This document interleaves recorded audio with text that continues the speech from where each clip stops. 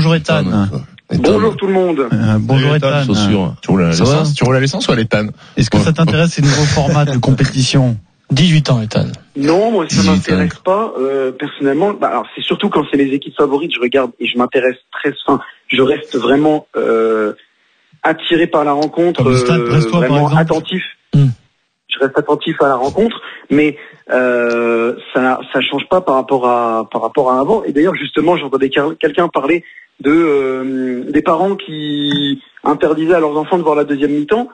Ça m'arrivait beaucoup et c'est pas mal un truc que j'aime bien raconter.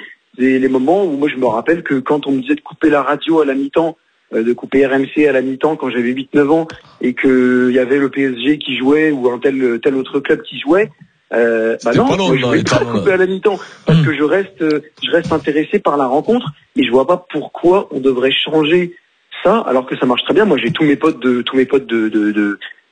à la fac. Là je suis dans une fac où il y a beaucoup de gens qui veulent devenir journalistes sportifs parce que c'est ce que je veux faire plus tard. Donc il y a pas mal de gens qui aiment le sport comme moi. Donc on en parle beaucoup. Et par exemple ce matin, à peine ce matin, je disais à mon pote combien tu regardes de matchs dans la journée? Il me dit plusieurs dans la journée et je reste ultra attentif à ce qui se passe sur le terrain.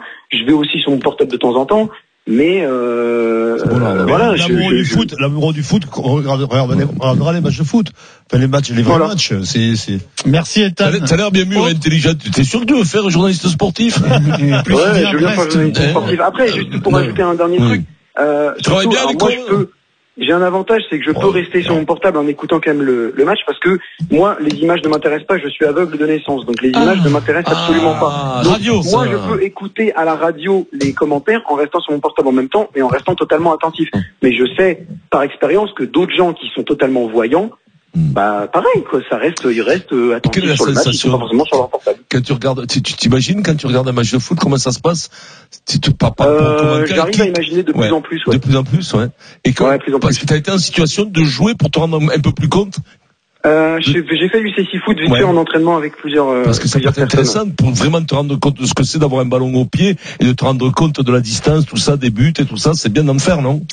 Tu vois, par exemple, là maintenant, vu que je suis le foot depuis très longtemps, c'est beaucoup mieux. Mais avant, par exemple, en 2019, je savais pas faire la différence entre un latéral et un défenseur central. Pour moi, c'était un défenseur point barre. Par exemple, voir Achraf Hakimi jouer en défense centrale, ça me choquait absolument pas.